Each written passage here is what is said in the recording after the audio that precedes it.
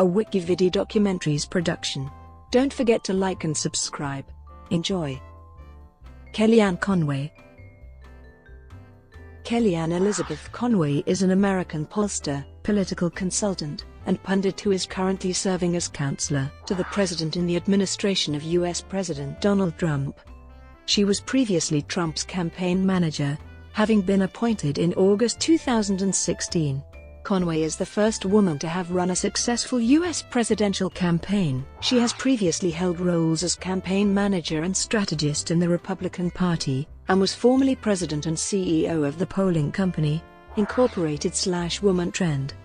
Despite living in Trump World Tower for 7 years from 2001 to 2008 and having conducted private polls for Trump in late 2013, when he was considering running for governor of New York, Conway initially endorsed Ted Cruz in the Republican presidential primaries in 2016, and chaired a pro-Cruz political action committee.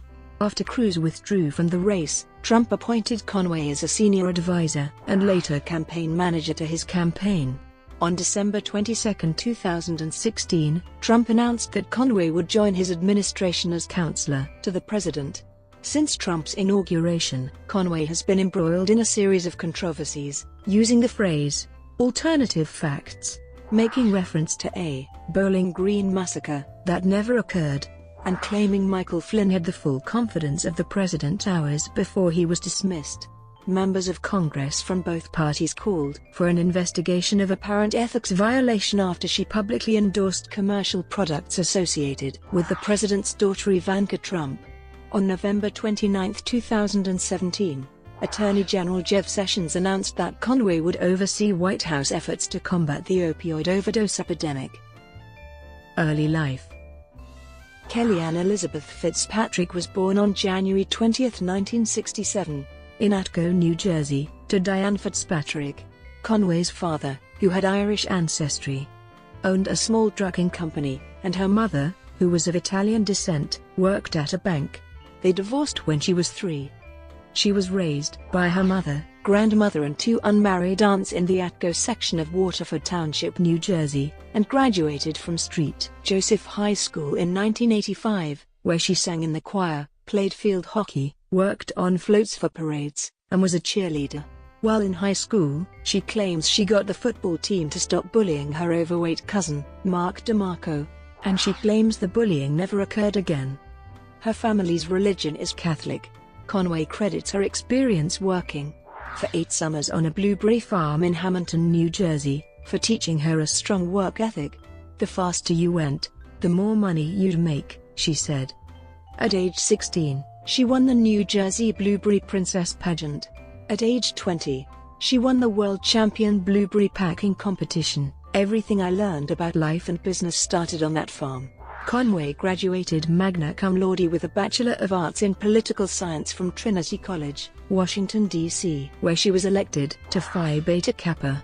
She earned a Juris Doctor with honors from the George Washington University Law School in 1992. After graduation, she served as a judicial clerk for Judge Richard A. Levy of the Superior Court of the District of Columbia. Career. Conway entered the polling business when she was in law school, working as a research assistant for Worthland Group, a Republican polling firm. After graduating, she initially decided to work for a law firm, but chose to work for Luntz Research Companies instead. While a student at Trinity College, she had met and become friends with Frank Luntz, the founder, on a year abroad at Oxford University. In 1995, she founded her own firm, the Polling Company. Conway's company has consulted on consumer trends, often trends regarding women. Conway's clients have included Vaseline, American Express, and Hasbro. In the 1990s, Conway, along with other young conservative women Laura Ingraham, Barbara Olson, and Ann Coulter, helped turn punditry into stylish stardom in both Washington and cable television, and credited with setting forth Washington, D.C.'s sexual awakening. In another review of the era in the Capitol, Conway as Fitzpatrick put it that her broad mind and small waist have not switched places. Conway, Ingraham, and Coulter, sometimes termed among others pundits, Also all appeared on Bill Maher's Politically Incorrect over the period. Among the political figures Conway worked for were Congressman Jack Kemp, Senator Fred Thompson, former Vice President Dan Quayle, Speaker of the House Newt Gingrich, and Congressman Mike Pence. She worked as the senior advisor to Gingrich during his unsuccessful 2012 United States presidential election campaign. Another client in 2012 was U.S. Senate candidate Todd Akin. In addition to her political opinion research work, Conway has directed demographic and attitudinal survey projects for trade associations and private companies, including American Express, ABC News, Major League Baseball, and Ladies' Home Journal. Her firm, the polling company, also includes WomanTrend, a research and consulting division. Conway has appeared as a commentator on polling and the political scene, having appeared on ABC, CBS, NBC, PBS, CNN, MSNBC, NY1, and the Fox News Channel. In addition to various radio programs, she received the Washington Post's Crystal Ball Award for accurately predicting the outcome of the 2004 election. Conway has been both criticized as a spin doctor of high prominence, particularly in her role as cable TV spokesperson for the Trump administration, and lauded as Trump whisperer. As part of their long-running feud with Donald Trump, the MSNBC show Morning Joe publicly banned Conway in February 2017. Ted Cruz support and endorsement. Despite being acquainted with Donald Trump for years, stemming from the fact that she lived in Trump World Tower from 2001 to 2008, and sat on the condo board, Conway initially endorsed Ted Cruz in the 2016 Republican presidential primary, and chaired a pro-Cruz political action committee known as Keep the Promise I, which was almost entirely funded by businessman Robert Mercer. Conway's organization criticized Republican presidential candidate Donald Trump as extreme and not a conservative. On January 25, 2016, Conway criticized Trump as a man who seems to be offending his way to the nomination. On January 26, Conway criticized Trump's use of eminent domain, saying, "Donald Trump has literally bulldozed over the little guy to get his way." In mid-June 2016, following Cruz's suspension of his campaign, Conway left the organization. Trump campaign. On July 1, 2016, Trump announced that he had hired Conway for a senior advisory position on his presidential campaign.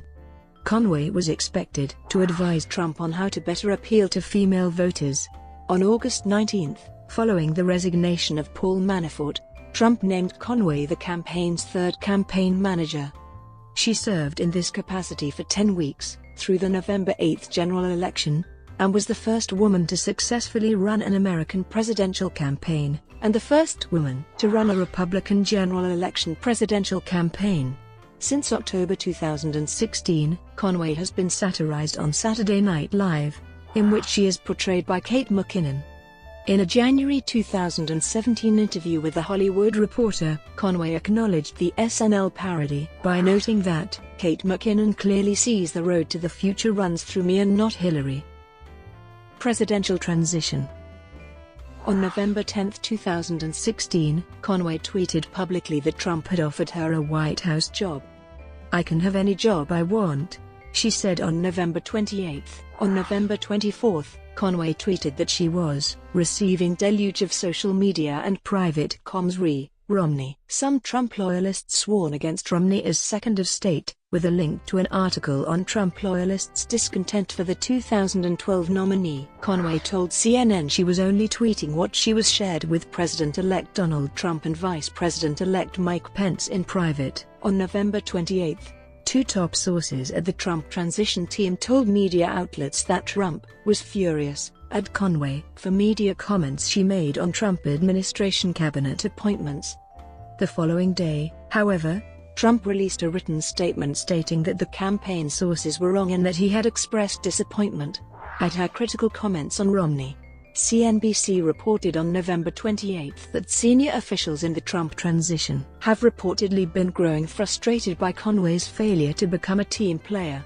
On December 1, Conway appeared with senior aides of the Trump campaign at Harvard's Kennedy School of Government, for a forum on the 2016 presidential race. The quadrennial post-presidential election forum has been held at the School of Government since 1972. Sitting across from Conway were senior Clinton campaign aides, including Clinton's campaign manager Robbie Mook.